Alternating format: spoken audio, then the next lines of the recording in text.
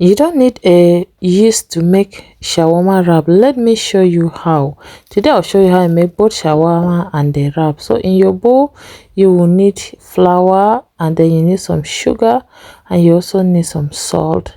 You're going to stir that in until everything comes together beautifully. Go in with a little bit of oil, then you go ahead and add in water. This is cold water, okay? You're going to then go in with your hand, mix everything together until you form a dough. Welcome to my channel, everyone. If this is your first time here, you're highly welcome. My returning subscribers, thank you for always supporting. I really appreciate. As you support me, you will not lack support in Jesus' name. Amen.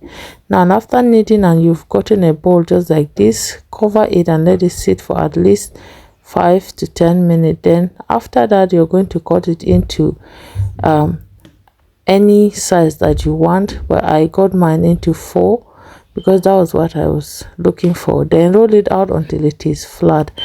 Don't worry about the shape. I will show you how to trim it in a cycle later on, but just make sure you roll it out very thin. Then you put it in your pan just this way. It's a little bit hard to do that, but just try to stretch it out as fast as you can.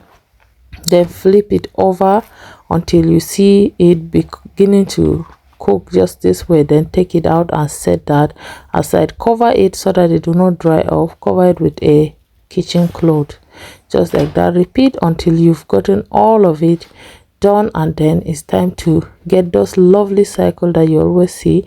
Get any round bowl that you have in your house, just the way you see me doing, and cut it off with either pizza cutter or a normal knife. And that is how to make your shawarma wrap at home. Very easy and very simple. Look at that. Can you see how well it is? Soft and looks so good. You don't need any yeast to make this, and this is the end result. Set that aside in a bowl. You're going to put in some mayonnaise, and then you bring some tomato ketchup as well. Put in either white vinegar or lemon juice, then go in with a bit of sugar. Mix until everything comes together, then set that aside. Let's make the filling. Now you need some carrot, you need some cucumber, you also need some lettuce or cabbage, then some shredded chicken. We are making chicken shawarma. Mix everything together, and then you set that aside. Bring your shawarma wrap, add in the filling that we just made earlier, and then you're going to begin to fold it just the way you will fold your wrap. At this point, you can decide to go and still put it over the heat or just have it like that, but let us go and put it over the pot and let it just cook a little bit more.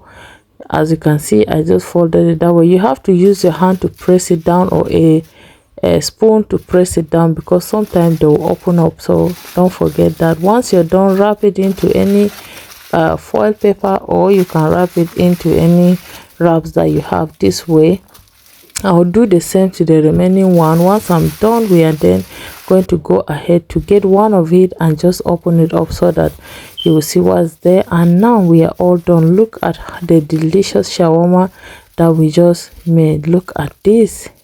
Do you not love what you see? And that was how I make this delicious shawarma for my family. Everybody loved and enjoyed it. It's very juicy and yummy. Thank you so much for watching. I'll see you in my next video. Always remember that Jesus loves you so much. Bye.